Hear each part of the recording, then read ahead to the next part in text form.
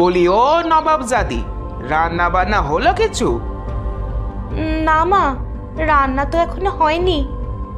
হয়নি মানে? এতক্ষণ কি করেছিস? গ্যাস ফুরিয়ে গেছে মা, ছোট গেছে শুকনো ডালপালা কুড়িয়ে আনতে। ও আসলেই চুলায় আগুন ধরাবো। কিছুদিন আগেই না গ্যাস ভরে আনলো, এরই মধ্যে শেষ করে ফেলেছো? ভালো, খুব ভালো। মা খুব চটে আছে, ছোটটা যে কোথায় গেল। রান্না না হলে যে লেকচার আর থামবে না। ভাবি, কোথায় গেলে তুমি? এই তো ছোট, তুই চলে এসেছিস। এই নাও লাকড়ি, তুমি ভাতের পাতিল বসাও, আমি ততক্ষণে আনাজপাতিগুলো কেটে নিয়ে আসি। তাড়াতাড়ি করিস, মায়ের মেজাজ খুব বিগড়ে আছে। হ্যাঁ, আমার মেজাজ তো সবসময় বিগড়ে থাকে, তাই না? না মা, আমি সেটা বলিনি। হয়েছে হয়েছে, তোমরা যে আমায় কতটা সম্মান করো আমার সেটা জানা হয়ে গেছে।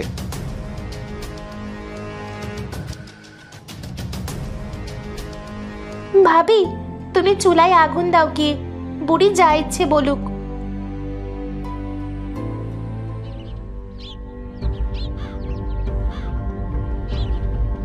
কি নবাব নন্দিনীরা, যেই দেখলে শাশুড়ি একটু ঘুমিয়েছে অমনি দিঘির পানিতে পা ডুবিয়ে গল্প করতে চলে এসেছিস, তাই না?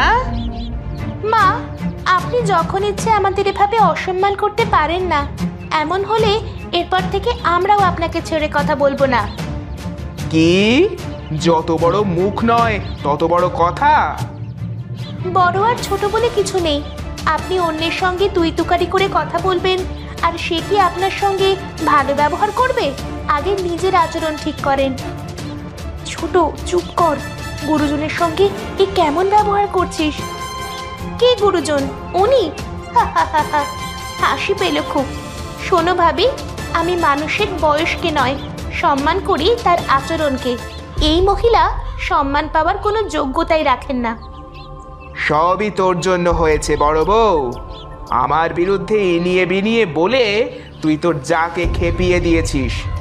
আজ আসুক আমার বড় মজুর বাড়িতে, এর একটা ব্যবস্থা না করলে আমার নামও সুফিয়া বেগম নয়।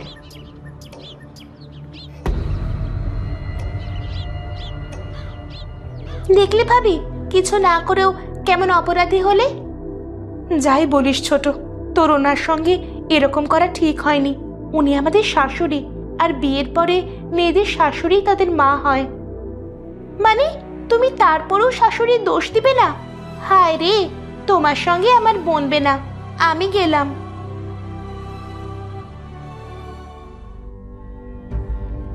এই দেখ, তোর ছোট ভাইয়ের বউ আজকে আমায় যা নয় তাই বলে গালিগালাজ করেছে। আমি নাকি সম্মান পাওয়ার যোগ্যই না? আচ্ছা, গুরুজনদের যে সম্মান করতে হয় এটা কি ওর পরিবার ওকে শেখায়নি? কালকের মুরগি আজকেই কুকুরুকু করা শুরু হয়েছে। আরে এখন এসব আমাকে কেন শোনাচ্ছেন? আমি কি করব বলুন? কি করবি মানে? তোর বউ ষড়যন্ত্র করে দেবরকে নিজের বাপের বাড়ির এলাকায় বিয়ে করিয়েছে, আর ছোট বউ আমার সঙ্গে যা যা করেছে সেসব তো তোর বউই ওকে শিক্ষা দিয়েছে। আরেক বাড়ির মেয়েকে দোষারোপ করছেন কেন? মেয়েরা 3 বোন, তাদের কোনো ভাই নেই। এ কথা শোনবার পর আপনি তো আর মাটিতে পাই ফেলেননি। আপনার কারণেই তো বিয়েটা হয়েছে, নয়তো বড় কাকা তো বেঁকে বসেছিল। ও, তুইও বউয়ের সুরে গান গাওয়া শুরু করেছিস? ঠিক আছে ঠিক আছে, করতে থাক তোরা, আমিও চুপ করে হজম করে যাই। না, আপনাকে তো চুপ করে সয়ে যেতে কেউ বলেনি। কি বলছিস? তোদের কামাই খাই তো, চুপ না থাকলে উপায় আছে? ভাত পাবো না তো। মা, সারাদিন কাজ করে বাড়িতে আসছি, দয়া করে এসব প্যানপ্যানানি বন্ধ করেন, সহ্য হচ্ছে না আর।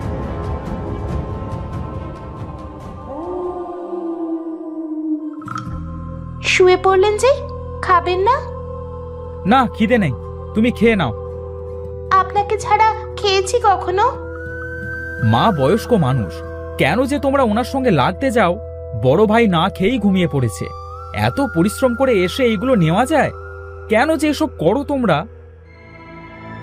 আমরা করি মানে আপনার মা যখন যা ইচ্ছে মুখে আসবে বলে দিবে আর আমরা সেটা সহ্য করব বলছেন? আমরা অবসর সময় বসে গল্প করি একটু, এটা ওনার সহ্য হয় না। উনি জাত তুলে গালিগালাজ করতে শুরু করেন। আর কত! তোমরা আসলে ওনাকে শাশুড়ি হিসেবেই দেখছো সব সময়, মা ভাবতে পারোনি? যদি পারতে তাহলে এত অশান্তি হতো না। হ্যাঁ, আপনার মা খুব ভালো মানুষ, আর এজন্যই পান থেকে চুন খসলেই কথার পাউডার দিয়ে উনি আমাদের ধুয়ে দেন। ওঠো, খাবো, চলো। না, খাবো না আমি। কণা, গোঁড়ামি করো না, পেটে একজন আছে, তুমি না খেলে সেও অনাহারে থাকবে। খাবো না এখন। আরে ওঠো ওঠো, খিদে পেয়েছে খুব।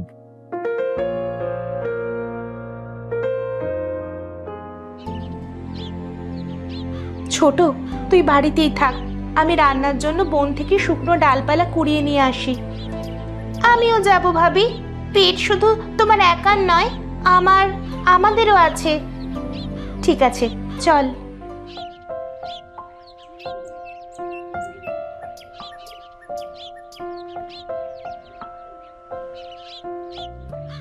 সিলিন্ডারে গ্যাস থাকা সত্ত্বেও মা তোমায় লাকড়ির জন্য পাঠিয়েছে, তাই না ভাবি?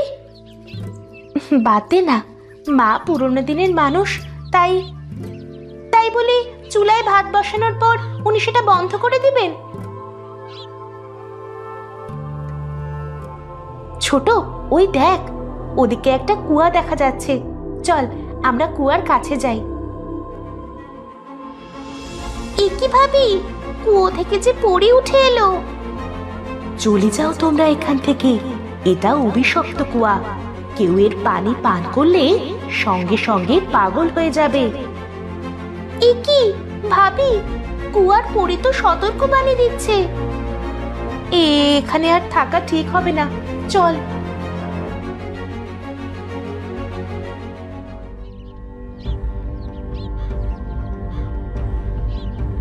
এগুলো নাকি কাপড় ধোয়ার নমুনা, ময়লা তো সব কাপড়েই লেগে আছে। বলি, শুধু কাপড় পরিষ্কার করলেই হয় না, সঙ্গে মনও পরিষ্কার থাকতে হয়। হে প্রভু, আমার শাশুড়িকে আপনি সঠিক বোঝ দান করুন। শারমিন, শারমিন, বলি সব মরলে নাকি? কি হয়েছে মা, কিছু দরকার? তোমার বড় যা কোথায়? ওকে ডেকে আনো। ঠিক আছে মা। যতক্ষণে মহারানী আসবেন ততক্ষণে ওষুধটা আমি খেয়ে নিতেই পারি। ছোট বউ দুপুরে ওর ঘরেই ভাত খেয়েছে, ওর ঘরে নিশ্চয়ই খাবার পানি আছে, দেখি গিয়ে।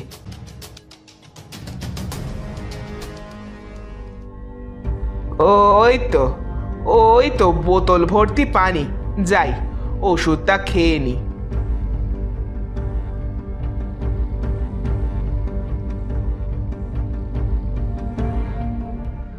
মা, মা আপনি এই পানি খাবেন না। কি হয়েছে ছোট, এই পানিতে সমস্যা কি? ভাবি, এটা সেই অভিশপ্ত কুয়ার পানি। তুমি যখন বাড়ি চলে আসলে তখন আমি একলা গিয়ে সামান্য পানি নিয়ে আসছিলাম পরীক্ষা করার জন্য, মা সেই পানিটা খেয়ে নিয়েছে। হায় আল্লাহ!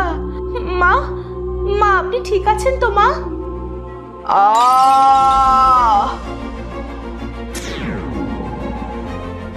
কি ছোট, মা যে আরশোলা হয়ে গেল। মা, মা কেন করলেন এমনটা?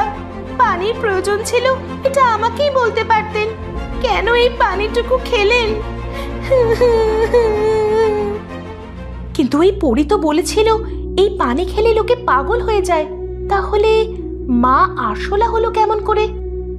সবই আমার জন্য হয়েছে। আমার এত কৌতূহল কেন? কেন আমার ইচ্ছে হলো পরীর কথা সত্যতা প্রমাণ করার?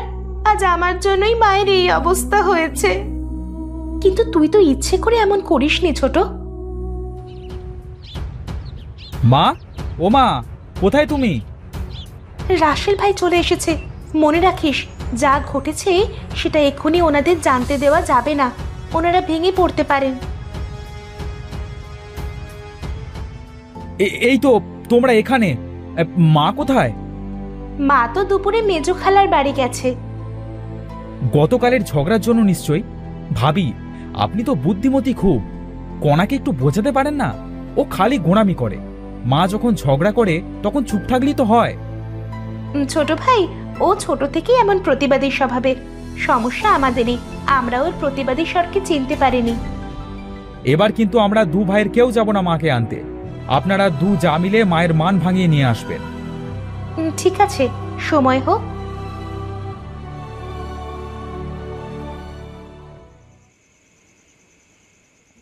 মা, ও মা, কথা বলো না।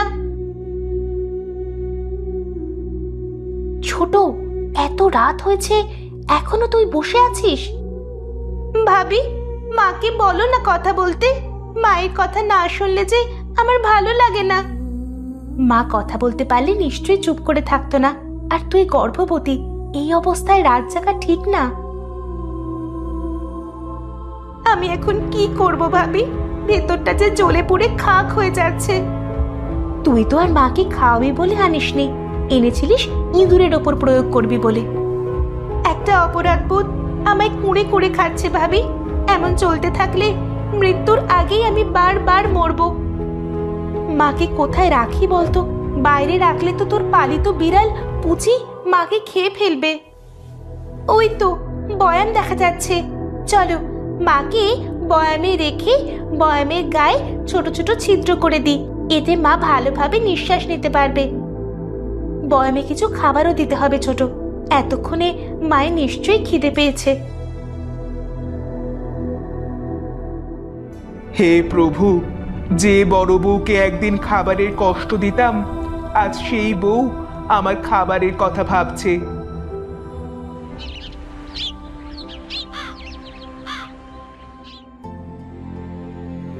না, পুচিকে বাড়িতে রাখা যাবে না। ওকে বাড়িতে রাখলে মায়ের জীবন বিপন্ন হতে পারে। সকাল হয়ে গেছে, এক্ষুনি কোথাও ফেলে দিয়ে আসতে হবে। এই ছোট, পুচি তো গর্ভবতী, ওকে এভাবে ফেলে দিয়ে আসবে? শীতে ওর জীবনও যে বিপন্ন হতে পারে। হলে হোক, আমি ওকে এই বাড়িতে রাখবো না।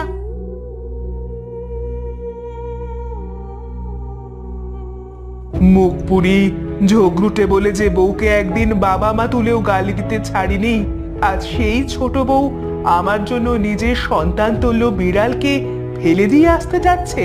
হে প্রভু, একটাবার আমায় শুধু একটাবার মানব জীবন দাও, ওদের পা ছুঁয়ে ক্ষমা চেয়ে নেব।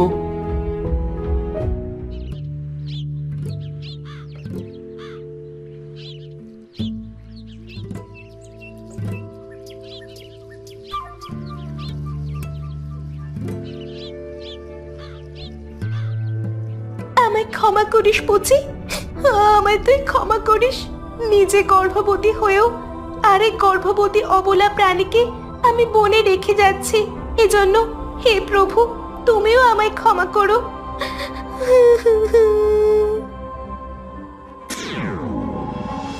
হে সুন্দর মনের মেয়ে, কান্না থামাও।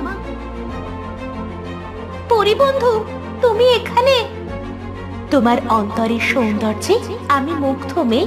তুমি আমার হৃদয় জিতে নিয়েছো, আর তাই আমি তোমায় কিছু দিতে চাই। এই নাও পরিলোকের পবিত্র পানি। প্রভুর নাম নিয়ে এই পানি তুমি তোমার আশুরা শাশুড়ির গায়ের ওপর ছিটিয়ে দিও। ঠিক সন্ধেবেলায় ইনশাআল্লাহ উনি আবার মানুষ রূপ ফিরে পাবেন। ধন্যবাদ, তোমাকে অসংখ্য ধন্যবাদ পরিবন্ধু। এখন তোমার পোষা প্রাণীটিকেও সঙ্গে নিয়ে যেতে পারো।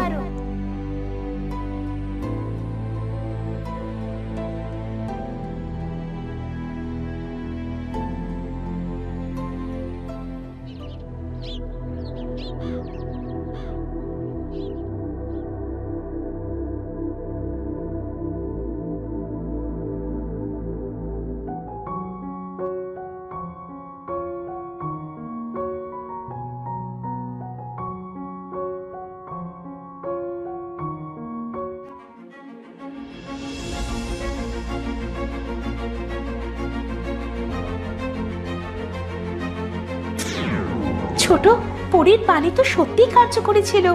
দেখ দেখ, মা আবার আগের মতো হয়ে গেছে। মা, মা আপনি ঠিক আছেন তো?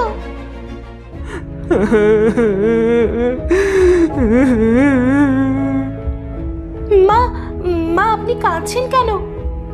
মা, আপনার কোথাও কষ্ট হচ্ছে? কষ্ট হচ্ছে ছোট বউ, খুব কষ্ট হচ্ছে। শারমিন, কনা, মারে, তোরা দূরে কেন এখনো? বুকে আয় আমার, আমার বুকে আয়।